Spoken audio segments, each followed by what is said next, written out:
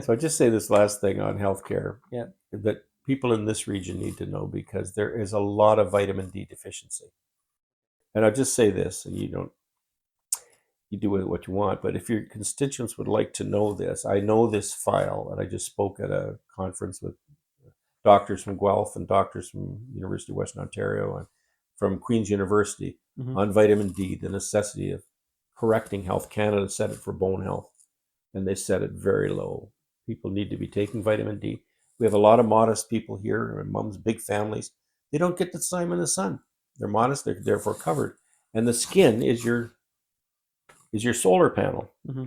that changes cholesterol in your under the skin into vitamin D, an active form that not only gives you healthy bones, but it drives your immune system and inflammation management. It's all our owies. And all over the world during COVID, severe infections, hospitalizations, and deaths were directly, inversely related, that is, to the serum level of vitamin D. So I see that everywhere around me in the community here, that there's a lot of people. It depletes by 50% starting in November the 2nd when we're covered up more. And your skin is covered, you just can't produce it. The sun's too far south for us. So is just like a vitamin D supplement? You Is have that to good? supplement in Just the take a winter. supplement, and Yeah, that's good. and I'll tell Okay. you this, that the Inuit in the north would Mm-hmm. have died out centuries ago. It would have died out if they hadn't eaten the traditional diet, which included whale blubber Mm. and seal blubber.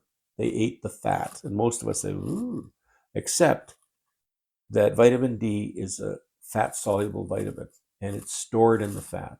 And without that support from the mammals in the Arctic, that the traditional diet of the Inuit, not Coke and chips.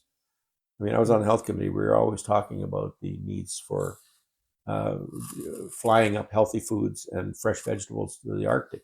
Mm-hmm. But they need to supplement in vitamin D or make sure they're getting the traditional diet. If they're not getting that, all kinds of disease runs rampant. And that's why the population has always remained low up there. Anyway, if that's a Okay. subject if you're So interested in hearing more about that, I've got a full slide presentation that I did at this conference. okay.